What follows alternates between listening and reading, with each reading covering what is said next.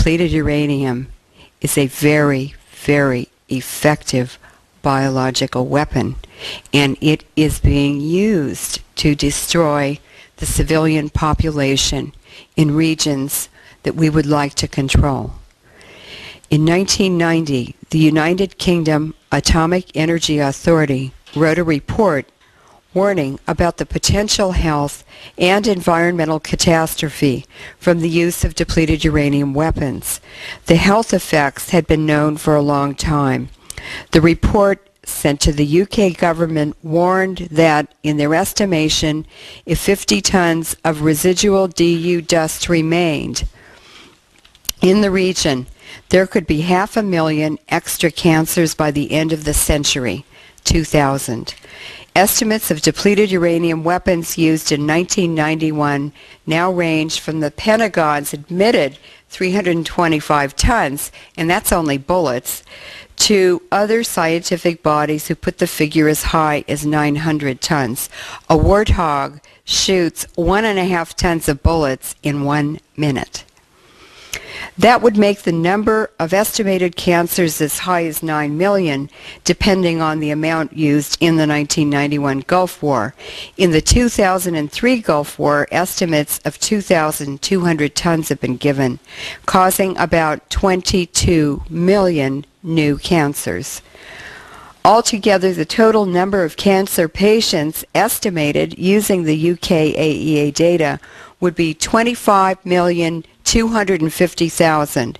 In July 1998, the CIA estimated the population of Iraq to be approximately 24,683,313. Ironically, UN Resolution 661, calling for sanctions against Iraq, was signed on Hiroshima Day, August 6, 1990. Does anyone in this room think that we are not using DU deliberately as a biological weapon? But what is happening is that what we're using over there is coming over here. And as a geologist, we know from volcanic eruptions that the ash is distributed globally throughout the atmosphere in 1 year. The smog of war over Kuwait and Iraq, which was there for a year after Gulf War I, was found in the ice record deposited on the top of the Andes, Hawaii, the Alps, the Himalayas, the Antarctica, and Greenland. It's everywhere. And it's chemicals and radiation and biological agents together. They enhance each other synergistically. Well, we wanted to find out how much DU was being manufactured in the U.S. because we suspected the U.S. was using a lot more. Now, one of the Japanese physicists who came to our Hamburg conference calculated that 800 tons of depleted uranium, if it's released into the air, is the atomicity equivalent, or the equivalent number of radioactive atoms, as 41,000 Nagasaki bombs. We have released over 250,000 Nagasaki bombs, equivalent radiation, into our atmosphere. But what's even more alarming is that the McAllister bomb factory in Oklahoma, McAllister, Oklahoma, was applying for relicensing at the NRC in order to be able to continue manufacturing DU weapons. And in order to maintain level 1 status, which they have to do to get relicensed, they must be able to ship 1,600 tons of depleted uranium weapons a day. That's 166,000 Nagasaki bombs of radiation. It's 20 train car loads of DU going out of that factory every day. It's only one of 4 U.S. Army bomb factories. And altogether, At all 4 bomb factories at any one time, they are allowed by the NRC to have up to 44,000 tons of DU on site. That's 4.5 million Nagasaki bombs. I'm a longtime military officer. I've been in the military since 1967. Served in Vietnam, was recalled to active duty for Desert Storm. Part of my job responsibilities during Desert Storm, I was a member of the 12th Preventive Medicine. We were the theater public health department. I also became a member of Bowers Raiders. We were the theater nuclear, biological, chemical warfare special operations team. We had the responsibility to identify it, to train and educate all of the military personnel, to develop the decontamination and medical care guidelines, and then to clean up the mess. Ladies and gentlemen, when we go to war, the purpose is to kill. The purpose is to kill the enemy, every single one of them. That is part of war.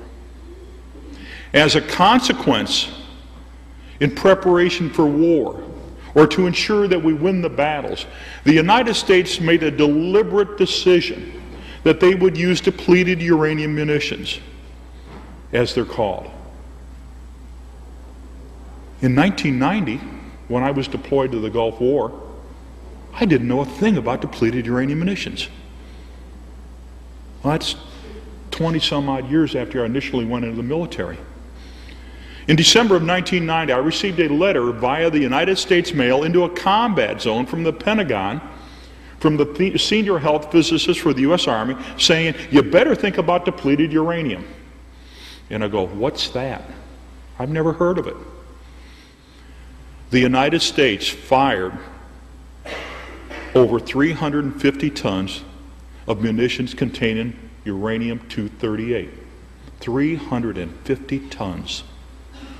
Now, any place that we go, whether in Illinois where I come from, or here in Seattle, or in England, or any place around the world, if you were to take 1 pound of solid uranium-238 and throw it out in anybody's backyard or in your community park, or I just came from Massachusetts, if they were to throw it in the Commons in Concord, Massachusetts, where our nation was born, you would go to jail forever. You would be in jail for a long time. However, the United States could take our radioactive waste, put it into munitions, and throw it into anybody else's backyard with immunity. Or so they continue to think. Depleted uranium munitions are solid uranium-238. They are not coated, they are not tipped. Each and every tank round fired by the Abrams tank is 10 pounds of solid uranium-238 contaminated with plutonium, neptunium, and americium.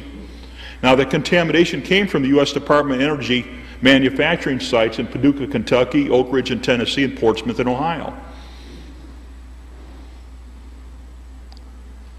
Solid uranium-238. Now, the A-10 Warthog aircraft, it's a phenomenal tank buster. It's excellent in combat, just like the Abrams tank is. Each individual round fired by the Warthog is 3/4 pound of solid uranium-238. They are not coated, they are not tipped. We fired about 1 million rounds of the 30 millimeter during the Gulf War. 15,000 rounds of the tank round during the Gulf War for about 350 tons of solid uranium-238. The majority of the casualties during the Gulf War, the majority of those that died, the majority of the Americans that died during the Gulf War and that were injured in the Gulf War were as a result of friendly fire. The U.S. shooting the U.S. with uranium munitions. When I got the tasking from the Pentagon down through Norman G. Schwarzkopf, directly to D.G. Zulist. Now, Schwarzkopf was the theater commander, overall, the top general. He was in charge of the war. D.G. Zulist was the theater medical commander, and I worked for him. They told me, clean up the DU mess. And I'm going to finish the job. When we got up into northern Saudi Arabia, KKMC, that's King Khalid Military City, we're collecting the U.S. friendly fire vehicles there. We walked in there, and members of the 144th Maintenance Company were in there working on this already, and they're in cutoffs in their boots, and that's about it. They're sucking uranium dust in. They're sucking uranium contamination. They're absorbing uranium contamination. We walked in there, and there's only one way to describe it, and it's very appropriate in this building, this church. Oh my God. Within 72 hours, we were sick. Within 72 hours, respiratory problems started on myself and the rest of my team, and we were already seeing it on the individuals. The 144th was there, and we're already hearing reports of that from the friendly fire casualties. Within 72 hours. The cleanup procedures is you have to physically pick up the contaminated equipment, vehicle, or structure. And what you have to do is either take that to a facility like Barnwell, South Carolina. That's a multi-million-dollar facility. It took them 4 years to clean up 24 vehicles. Now, 4 years for 24 vehicles at a specialized facility? What about the thousands upon thousands of vehicles littering all the battle areas?